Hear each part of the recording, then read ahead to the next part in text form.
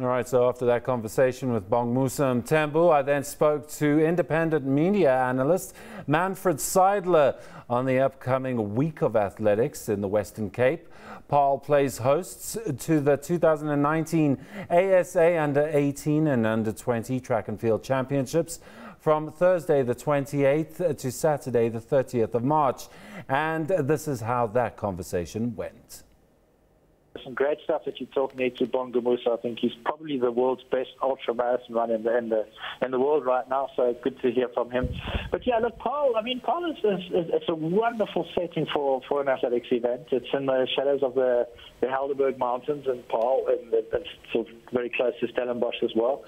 And it's hosted the national champs last year as well, and quite successfully too. So yeah, it's certainly going to be an exciting 3 days to come. But as you said, the CAA African Championships, Under-18, Under-20 African Championships are on the line, and yeah, lots at stake for these athletes. This is where they're going to qualify. This is where they're going to turn around and make their mark. Now, Manfred, is essentially a succession plan following the likes of Castor Wade, Akani, Luvo, yes, all yes, household names. And this is where we're going to go see the next generation who are going to, come over and join the big names. Is that right?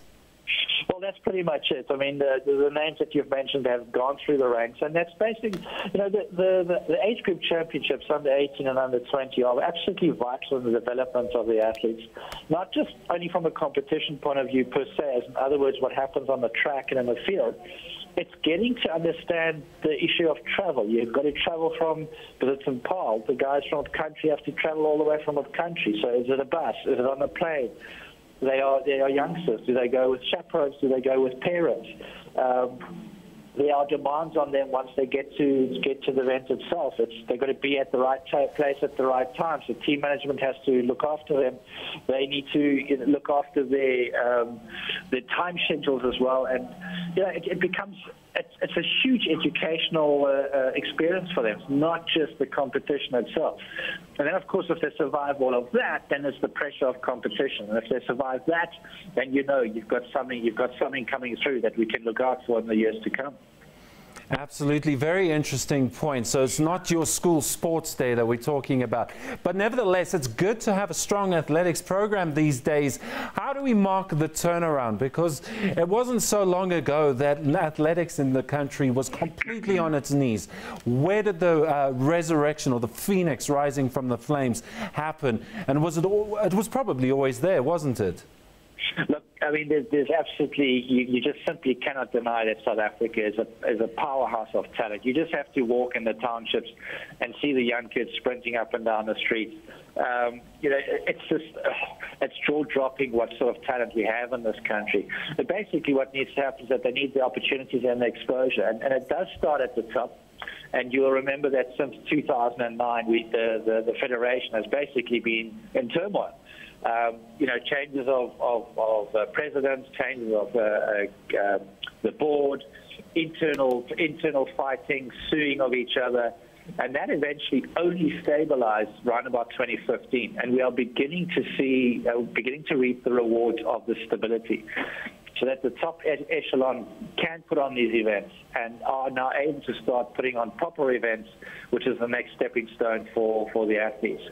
And if the top is solid, then it sort of filters down to the next levels where your provinces and then hopefully your schools also become a lot more solid. And so hopefully we're on an upswing now in terms of an administrative point of view, and that will have a positive effect on the sport itself. So that's pretty much where it starts. And I mean, we've got just an incredible array of talent. Soxa Zini, Zane van der Walt, Chanelo Lemoa, Thando Glodlo has come through the ranks. He's now obviously a senior athlete. Gift Leo Clela recently come out of the junior ranks. Clarence Munya, at the age of 20, goes and runs 19.69 seconds for the 200 meters. That's insane. The amount of talent we have is just frightening, and this is where it all starts for them. Absolutely. It's incredible to think that we just needed to sort out the administrators and the athletes were all there all along. But moving on, what about the World Cross Country Championships? What are our prospects like there? Well, the World Cross Country Challenge, that's a different beast altogether. In particular, they've gone back to Denmark in Europe. And if I go back 5 years to Bydgoszcz, Poland, when they had the World Champs there, the guys were running in snow. I kid you not. They cleared the track of snow, so they were running in mud, which was ankle deep. And there's a potential that could happen again. So South Africans will be quite, I think it'll be a novel experience for them. It's a young team. It's an exciting team. There's some really good athletes coming through.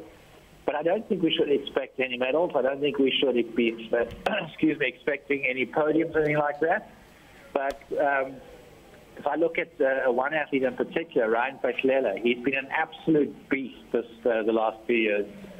And what excites me about him is that he's a front runner. He's not scared. He takes them on. He takes on all this competitive, and he's not scared to go to the front and set the pace. He may very well find that if he does it in Aarhus, he's going to get smacked horribly, because you've got the likes of Jeffrey Cameron going through a hat-trick of wins. You've got the likes of Joshua Chep, the guy who wants to overturn his performance from 2 years ago. And yeah, so it's going to be quite interesting. But Ryan is one to look out for the future.